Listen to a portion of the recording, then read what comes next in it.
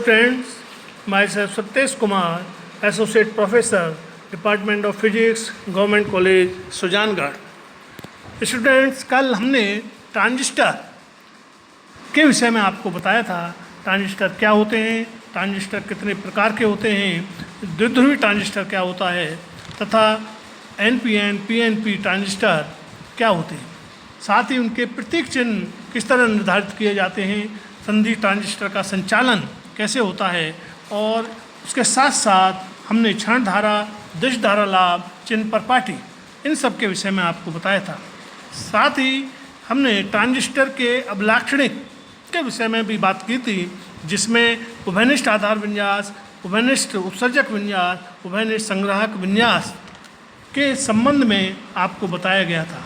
उभयनिष्ठ आधार विन्यास के हमने निवेशी अभिलाक्षणिक और निर्गम अभिलाक्षणिक के बारे में कल बात की थी कि किस तरह हम निवेशी अभिलाक्षणिक खींच सकते हैं और किस तरह हम निर्गम अभिलाक्षणिक खींच सकते हैं। उन दोनों के अभिलाक्षणिकों के दो चित्र आपको दिखाए गए थे। आज हम वस्तुतः जो बात करेंगे वो निर्गम अभिलाक्षणिक से आगे, जो कल का लेक्चर जहाँ ख़त्म हुआ था उससे आगे की बात करेंगे कि हम निर्गम अभिलाक्षणिकों को वस्तुतः 3 क्षेत्रों में विभाजित कर सकते हैं। सबसे पहला क्षेत्र है सक्रिय क्षेत्र। इस क्षेत्र में ईबी संधि अग्रबाह्यस्थित व सीबी संधि पश्चबाह्यस्थित होती है। मतलब जो आपकी उत्सर्जक और बेस संधि होती है वो उसको हम अग्रबाह्य में रखते हैं, और जो आपकी संग्राहक एवं बेस संधि होती है उसको पश्चबाह्य में रखते हैं। आई बराबर 0 होने पर ICE का मान, IC का मान ICO के बराबर होता है। जब IE के मान को बढ़ाया जाता है तो IC परिमाण में लगभग उतना ही बढ़ती है। इस क्षेत्र में IE is approximately equal to IC, अर्थात VCB का IC पर प्रभाव नहीं होता है।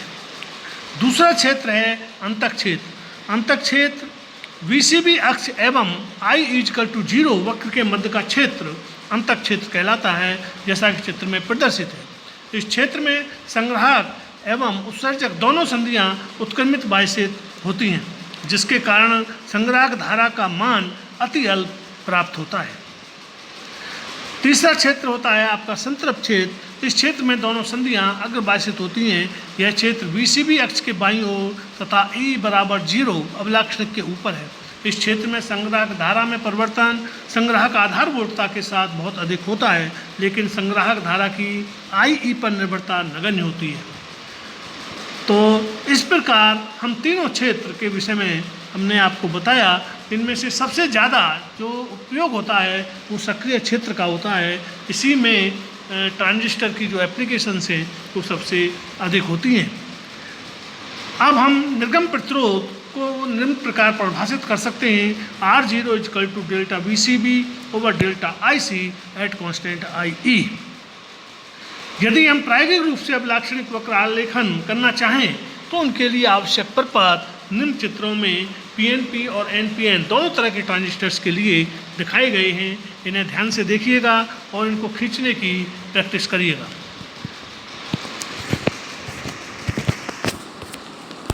अब हम इन परपतों के साथ जो PNP और NPN ट्रांजिस्टर्स के प्रायोगिक रूप से अभिलाक्षणिक वक्र आकलन के लिए खींचे गए हैं, उसके पश्चात उभयनिष्ठ उत्सर्जक विन्यास के विषय में बात करते हैं। उभयनिष्ठ उत्सर्जक विन्यास में निवेशी एवं निर्गम अभिलाक्षणिक खींचने के लिए आवश्यक प्रपत्र निम्न चित्र में प्रदर्शित है, जो PNP ट्रांजिस्टर के लिए दिखाया गया है। निवेशी अभिलाक्षणिक निवेशी धारा IB व निवेशी वोल्टता VB के मध्य नियत VCE पर खींचे गए वक्र निवेशी अभिलाक्षणिक कहलाते हैं। निम्न चित्र में NPN ट्रांजिस्टर के निवेशी अभिलाक्षणिकों को प्रदर्शित किया गया है। अभिलाक्षणिकों से स्पष्ट है कि VB के नियत मान के लिए VCE का मान बढ़ाने पर आधार क्षेत्र की मोटाई कम हो जाती है, जिससे आधार धारा का मान कम हो जाता है। इस विन्यास में निवेशी प्रतिरोध RI equal to delta VBE over delta IB at constant VCE नियत द्वारा प्रदर्शित किया जाता है, व्यक्त किया जाता है। अब हम निर्गम अभिलाक्षणिक के बारे में बात करते हैं। निर्गम अभिलाक्षणिक संग्राहक धारा IC तथा वोल्टता VC के मध्य नियत IB पर खींचे गए वक्र निर्गम अभिलाक्षणिक कहलाते हैं। निम्न चित्र में NPN ट्रांजिस्टर के लिए निर्गम अभिलाक्षणिक प्रदर्शित है। जैसा कि चित्र में दिखाए गए हैं, इसमें भी संतृप्त क्षेत्र, सक्रिय क्षेत्र और कट ऑफ रीजन आपको दिखाई दे रहे होंगे। सबसे पहले हम सक्रिय क्षेत्र पर बात करते हैं। इस क्षेत्र में EB संधि अग्र व CB संधि पश्च बाह्यस्थित होती है। वक्रों को देखने से स्पष्ट है कि सक्रिय क्षेत्र में वक्र पूर्णतः समांतर नहीं है, अतः VCE का प्रभाव IC पर पड़ता है। यदि IB का मान अल्प रखा जाए तथा IB में वृद्धि अंतराल समान रहे तो वक्र लगभग समांतर होते हैं। द्वितीय है आपका अंतक क्षेत्र। उभयनिष्ठ विन्यास में अंतक क्षेत्र अच्छी तरह ज्ञात नहीं होता, क्योंकि IB बराबर 0 होने पर भी IC शून्य नहीं होता है। अतः अंतक स्थिति प्राप्त करने के लिए EB संधि को थोड़ा पश्च बाह्यस्थित करना पड़ता है।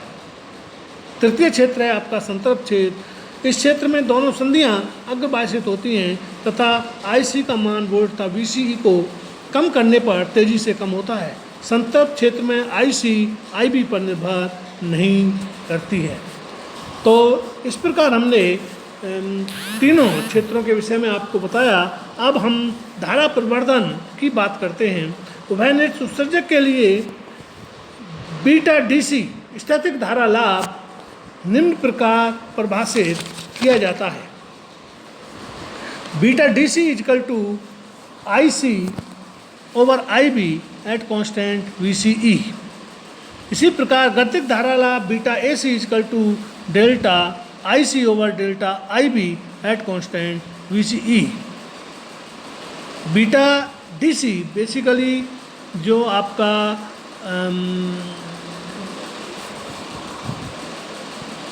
स्थैतिक धारा लाभ है वो basically beta DC equal to IC over IB at constant VCE नियत, और जबकि गतिक धारा लाभ beta AC equal to delta IC over delta IB at constant VCE के द्वारा व्यक्त किया जाता है।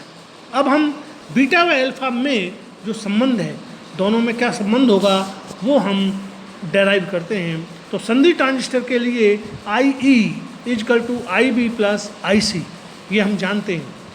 अतः IE ओवर IC equal to IB over IC plus 1 या 1 over alpha DC equal to 1 over beta DC plus 1 या beta DC equal to alpha DC over 1 minus alpha DC। अब क्योंकि अल्फा DC का मान 1 के निकट होता है, अतः बीटा DC का मान 1 से बहुत अधिक होता है। उदाहरणार्थ यदि अल्फा DC इक्वल टू 0.98 तो बीटा DC इक्वल टू 49। गतिक अवस्था के लिए delta IE equal to delta IB over delta IC।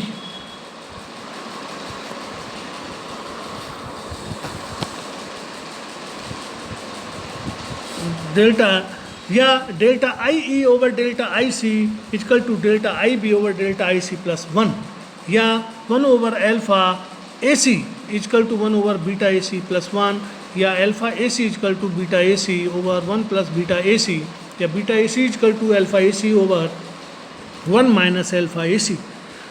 अब हम क्षण धारा के विषय में बात करते हैं कि क्षण धारा का मान किस प्रकार व्यक्त किया जा सकता है।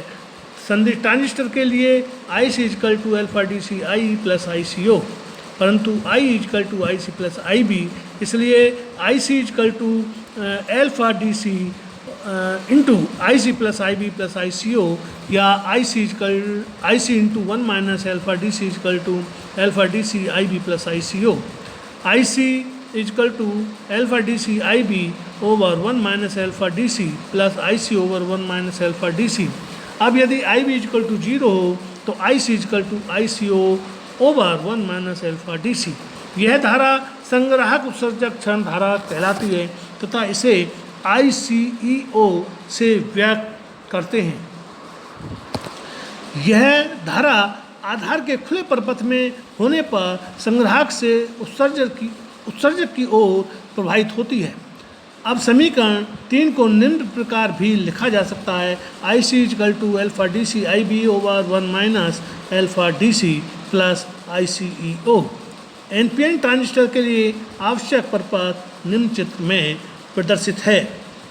तो इस प्रकार आज हमने जो आपको बात की है वो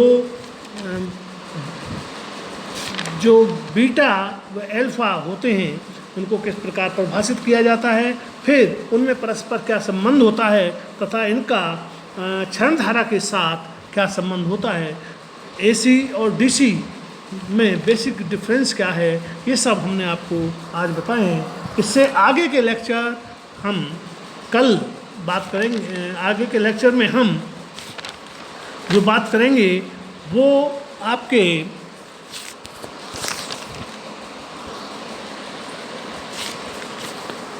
एक मिनट आप होल्ड करें, वो हम कल बात करेंगे उभयनिष्ठ संग्राहक विन्यास के विषय में बात होगी और उसके लिए सारी जो धारा संबंध हैं उनका डेरिवेशन करेंगे। लोड लाइन व प्रचालन बिंदु क्या होता है उसके बारे में बात करेंगे।